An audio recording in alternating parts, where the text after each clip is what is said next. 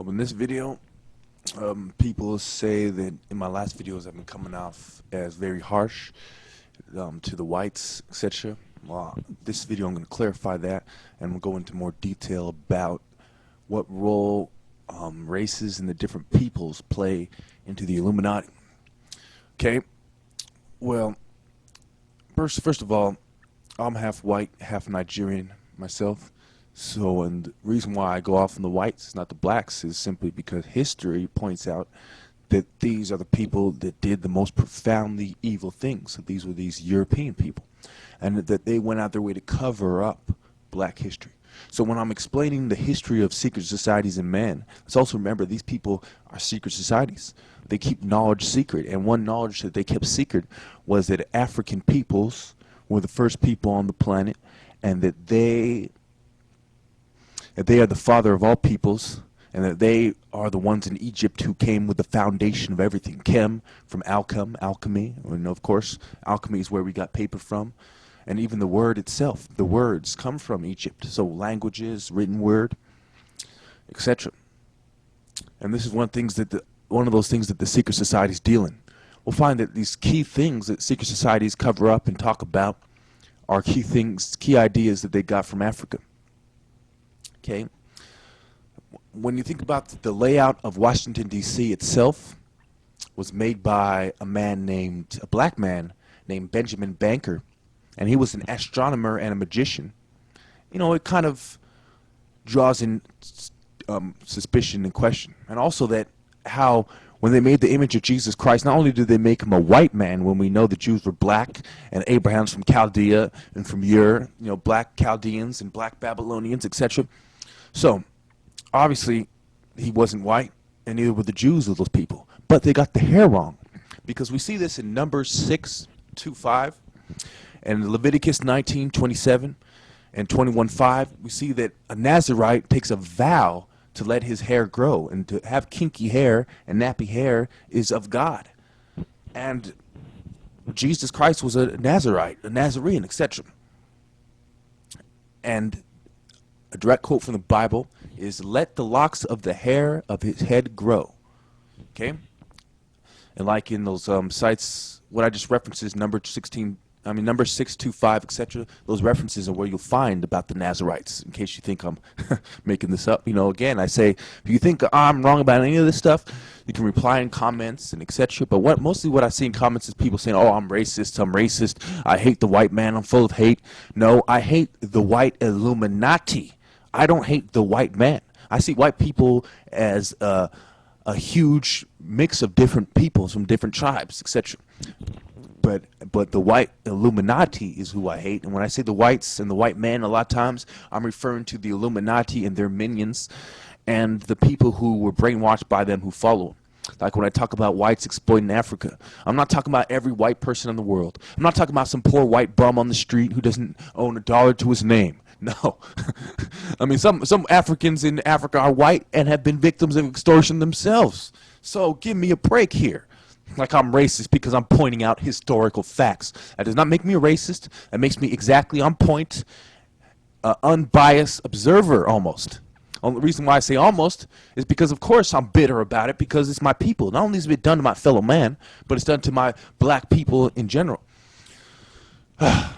And of course, the white people are my people too, but they're not the ones being suffered.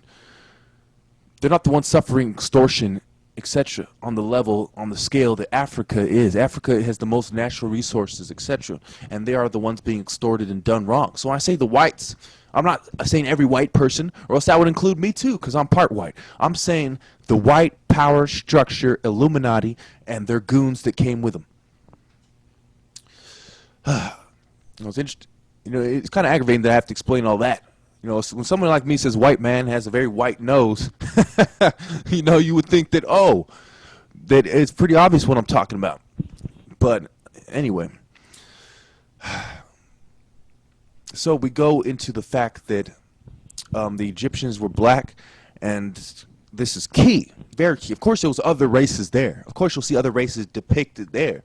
but you'll see quite clearly that the typical Egyptian was black, just like the typical Nigerian is black. There's many other people in Nigeria, but the typical Nigerian is a black man, just like the typical Egyptian was a black man. But there was also foreigners come there to trade.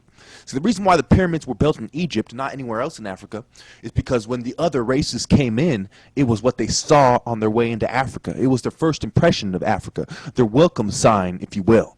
So to deny that was a very outrageous claim. And I'm very proud that a lot of white archaeologists and a lot of white historians and teachers have stepped forward and said, hey, this is wrong. These other white guys were racist, and that these guys were black, and all the evidence points to them being black, and that the Egyptian government is even in on the cover-up, these Arab scumbags who say, oh, you can't go there. Oh, you can't go there. There's no reason why you can't go there. It doesn't have to do with you being safe. It doesn't have to do with it's unstable. It doesn't have to do with they don't want you to touch it, or else they wouldn't let you anywhere near the pyramids in the first place. It has to do with they don't want you in that area because they don't want you to realize that these people are obviously black, flat out black, that everything isn't as it seems. If you're allowed in all the restricted areas, you'll get a whole different view. If you're allowed to talk to the people, and you were able to, you'll get a whole different view of how these pyramids got there and why they're there. Okay? But, and again, I don't want to go deep into this right now.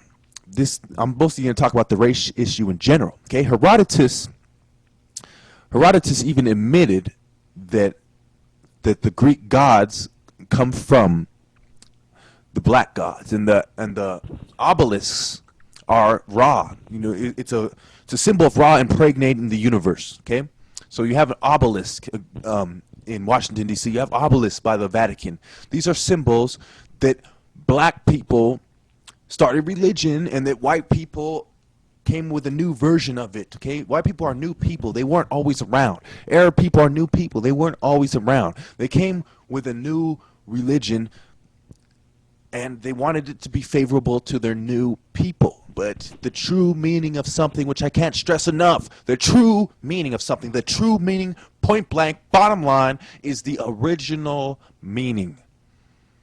And the original meaning of that is very clear. And I dare you to go to ask a politician, what does the obelisk mean? What does the obelisk mean in the Vatican? You'll find places like Notre Dame where they slip up in speeches in the past and admit they're talking about ISIS, admit they're talking about Ra. Okay, you got your own most famous historians. You say Herodotus said this and that, and you know they take stuff that has to do with giving the white person credit from Herodotus, but they won't look at the key phrases which points all that credit straight to Africa. Herodotus and Josephus, these people are talking about Africans, giving the white man the knowledge. Why does Pythagoras get the knowledge from the ancient mystery schools when it comes from Africa? When his Greek fellow man were saying from Africa, when the ancient Greeks at that time wouldn't have dared say he was the one who invented it, because they all understood quite well that these people were part of secret societies that were based on ancient mystery schools. And to this day, in some of the pyramids, they found the famous G from Freemasonry and the famous apron tucked away. So when these people say, oh, Freemasonry comes from England, if it comes from England, how come we found evidence of Freemasonry in ancient Egypt? Because it doesn't come from England. When will you white people just come forward, come clean, and say, yes, we took this from Egypt. Yes, the black man did create almost everything you see today. We just took credit for it and released it on our time. That's what the white man did. He had a huge book of knowledge and simply just releases it on their time. The Ten Commandments come from the Book of the Dead. All these other things come from Hammurabi's Code, etc. Why won't you give the black man his credit? What are you so afraid of? Oh, I know what they're afraid of. They're afraid they're going to be slaves like they were in ancient times. And no, I'm not referring to the African-American slaves experience. I'm referring to the white man being slaves, because the word slave comes from Slav, from the Slavic peoples of Europe. So, this white man has lied to you, has even convinced you that you're the slave, when the original slaves were the white people. And they were forced to bow down to the mighty black man in the land of the blacks. Yes, Chem refers to the soil, but it also refers to the black people as well. It's the land of the blacks. Everything's black. The people, the soil, it's the black land. Understand? And no, I'm not a racist for pointing out history very clearly.